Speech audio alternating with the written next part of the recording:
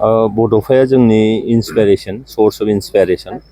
बड'फाया जोंनो गोहो बोलो होबोदों आरो बड'फाया फंसे खोथाखौ बिथाङा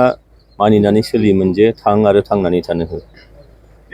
जोंनि संग्राम जोंनि राजनितियानो नैबे ओनसोलनि गोजोन खौसेथि लाखिनाय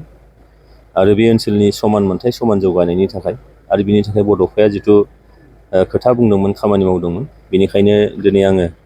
बिजाथि फोसावजाखांनायनि उनाव गिबि खेब आंनि गिबि हाबाफारि हिसाबैनो दिनैहाय आङो बड'फानि मांखरसालियाव आङो बिबार बावफैदों आरो बिथांनिफ्राय आशिर्बाद आङो लानो फैदों आरो बेबायदिनो जोङो नैबे फैबाय थानाय बिसायख'थियाव निस्सय बिथांनि फोरोंलांनाय जिफोर बाथ्राफोर बेखौ सिगाङाव दोननानै निस्सय आवगायलांगोन आरो इयुनाव खामानि मावलांगोन। रायजो राजाफोरखौ मा खावलायगोन मानि थाखाय नोंथांनाव खावलायनो खावलायगोन? नोंथांमोना मिथिगौ जे दिनैहाय मोनथाम इन्जिननि सरकारा जोंनि बेयाव सोलिबाय थादों। नरेन्द्र मदि बिथाङा दिनैहाय बिश्वगुरु दिनै भारतखौ बिश्वआव मोनसे एस्टाब्लिस खालामहैबाय आरो बिथांखौ जोंनो नांगौ बिथांखौ भारतबर्सनि मोजां मोनसे जौगानायनि थाखाय दा बेनिखायनो फैबाय थानाय बिसायख'थिनि उनाव बिथांखौ जोंहा भारतआव गाहाय मोनसे बानायफिननांगौ आरो दिनै आसामाव जोंहा डक्टर हिमन्त बिश्व शर्मा बिथांनि दैदेननाय बे सरकारा आसामखौ जौगासार आसाम दानो नागिरदों आरो ओरैहाय बिटिआरआव जोंहा प्रमद बर बिथाङा जोंहा बिटिसिखौ पिसफुल ग्रिन आरो स्मार्ट बड'लेण्ड दानायनि थाखाय जिथु हाबाफारिफोर दा बे हाबाफारिफोरखौ जाफुंहोनांगौनि थाखायनो दिनै जिथु जोङो नैबे ओनसोलाव सान्थि लाबोबाय जौगानायखौ लानानै फैबाय दा बेखायनो रायजो राजाफोरनि खाथियाव जों साफिदों आरो रायजो राजायाबो जोंनि खाथियाव साफिदों सरकारनि खाथियाव दा ओरैबायदि न'खर गैया जे जायनाखि सरकारनिफ्राय माबा मोनसे मोनाखै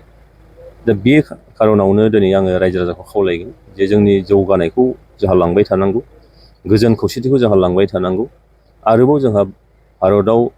नरेन्द्र मदि बिथांखौ जोङो बिश्वगुरु हिसाबै भारतखौ नोङो फसंनो नागिरदों बेनिखायनो बिथांनि दैदेननायखौ जोंनो नांगौ बेखायनो बिथांखौ जोंहा प्रधान मन्त्रि बानायफिननांगौ गाहाय मन्थ्रि बानायफिननांगौ बे खार'नावनो रायजो राजाफ्रा जाहाथे भट होयो एनडिएनि एलायन्स हिसाबै आङो खारन इउपिपिएलनि नंला एनडिएनि एलायन्स दा एनडिए हिसाबै जों जिथु मोनथाम इन्जिनजों खामानि मावबाय थादों बेखायनो आं रायजो राजाखौ खावलायदों जे जोंनि सेक्टरनि सावगारियाव भट होनानै जुदि देरहाहोयो। क'क्राझार लकसभा बियाबखौ आदाय खालामनो थाखाय बिपिएफ दोलोआबो नारा नाथा नाजागासिनो दं नोंथांनि नोजोराव बिपिएफनि गोहोआ माबायदि एबा बिपिएफ माबायदि गोहोम खोलैनो आङो बेखौ सिदा सिदि बिदि बुंथ'नो आं लुबैयाखै मानोना बिथांमोननि स्ट्रेटेजिबै खामानि मावबाय थागोन जोंहा जोंनि स्ट्रेटेजिबो जों मावबाय थागोन बेनिखायनो जों क्लियार नुहुरदों जे जोङो जौगानायखौ लाबोदों दिनैहाय जोंहा सान्थिखौ लानानै फैदों दिनैहाय आरोबाव जोंहा नरेन्द्र मदि बिथांखौ भारतनि गाहाय मन्थ्रि जोंहा दाफिननांगौ बे खार'नावनो जोङो भट आदाय बिगोन रायजो राजानि खाथियाव रायजो राजानि साफायाव साफिगोन आरो रायजो राजाया जोंनिखौ फोथायनाय लाखिगोन आरो बिजोंनो जोङो देरहालांनो हागोन बेखौ आं फोथायनाय दं। रायजोफोरनि गेजेराव हाबनायखौ जागायजेनदों बेखौ जोंहा प्राइमारिनिफ्राय लानानै ब्लक कमिटि जोंनि बुथ कमिटिफ्रा दिनै खामानि मावगासिनो दं थाबथानाय गैयाजासे लागातारै खामानि मावबाय थादों बेखायनो आङो केन्डिडेट हिसाबै दासिमबो बेखौ स्टार्ट खालामथ'वाखै जास्ट दिनै बड'फानि बोर आङो बिनो फैग्रोदों आरो बिनि उनाव जोङो जा जिथु एनडिए हिसाबै दङ एनडिए स्ट्रेटेजि बायदियै बे थांबाय थागोन। साख्रि नागिरग्रा सुबुंफोरनि थाखाय गोजोनथाव खौरां गिबि खेबनि थाखाय आरबि मेथामेटिक्स सेन्टारा